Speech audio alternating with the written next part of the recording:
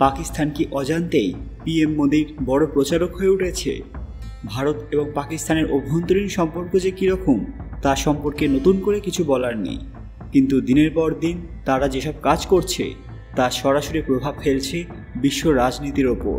আর এবার যে ঘটনা ঘটল তা সরাসরি ভারতের উপর প্রভাব ফেলেছে। ঠিক কী ঘটেছে এবং এর ফলাফল কী হবে জানতে ভিডিওটি শেষ পর্যন্ত দেখবেন। কমেন্টে হর হর মহাদেব অবশ্যই লিখবেন বন্ধুরা। সকলকে পুরাণ কথা নতুন একটি ভিডিওতে স্বাগত। আজকে আপনারা জানবেন পাকিস্তানের এই কাজে ভারতের উপর পড়ল প্রভাব।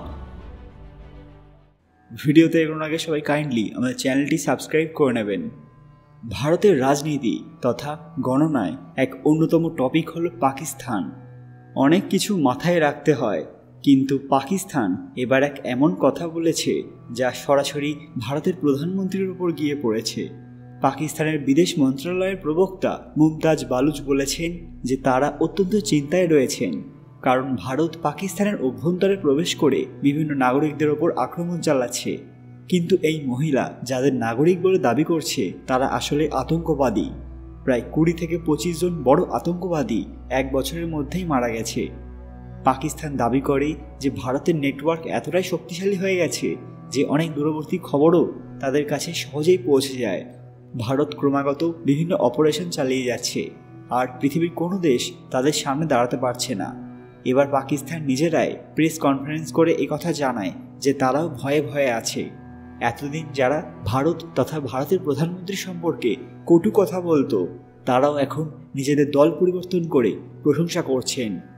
পাকিস্তানের বড় প্রেস কনফারেন্সের পর সংযুক্ত রাষ্ট্রতে পাকিস্তানের স্থায়ী প্রতিনিধি মুনির আকরমও জানিয়ে দিয়েছেন যে তারাও চিন্তায় রয়েছেন, কারণ ভারত ঘরে ঢুকে আক্রমণ চালাচ্ছে।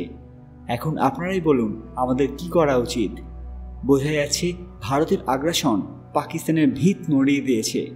এতদিন পাকিস্তান সংযুক্ত রাষ্ট্রের কাছে কাশ্মীরের নাম বলে বলে ভারতকে অপমান করত, আর এখন তারাই ভারতের ভয়ে অন্যের কাছে সাহায্য চাইছে। অন্যদিকে কাশ্মীরের এক অভ্যন্তরীণ অংশ যা পিওকে নামে পরিচিত, সেখানেও ঘটেছে বড় ঘটনা।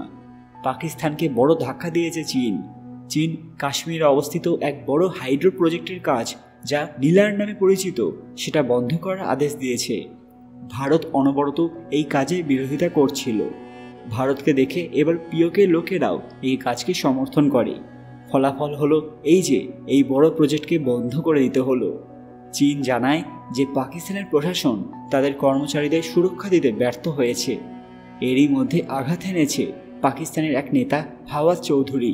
তিনি পুরোপুরিভাবে ভারতের কংগ্রেসকে সাপোর্ট করছেন, যেটা এক উল্টো ফল তৈরি করেছে। ভারতের প্রধানমন্ত্রী নরেন্দ্র মোদীর সাপোর্ট আরও বেড়ে গেছে। ফলে বোঝা যাচ্ছে যে পাকিস্তান অজান্তেই ভারতের প্রধানমন্ত্রীর অনেক সুবিধা করে দিয়েছে। পাশাপাশি বেশ কিছু এমন ভবিষ্যৎবাণী শোনা গেছে যেখানে ভারতের ভবিষ্যৎ সম্পর্কে এক পরিষ্কার ধারণা দেওয়া হয়েছে। মোদীর সাম্রাজ্য কেমন হবে, ভারতের ভবিষ্যৎ কেমন হবে, সবটাই আগে থেকেই লেখা আছে। হ্যাঁ, আপনারা ঠিকই শুনেছেন। যদি আপনারা এ সম্পর্কে আরও জানতে চান, ভারতের ভবিষ্যৎ সম্পর্কে আরও জানতে চান, কমেন্টে অবশ্যই জানাবেন। আর আজকের ভিডিওটি লাইক করবেন এবং শেয়ার করে সবাইকে দেখার সুযোগ করে দেবেন। কমেন্ট বক্সে হর হর মহাদেব লিখবেন। আরও এরকম দরকারি ভিডিও দেখতে পুরাণ কথা অফিসিয়াল চ্যানেলটি মনে করে সাবস্ক্রাইব করে নেবেন। খুব তাড়াতাড়ি ফিরে আসবো এরকম কিছু দরকারি ভিডিও নিয়ে। ততক্ষণ আপনারা এই ভিডিওগুলি দেখতে পারেন। ধন্যবাদ।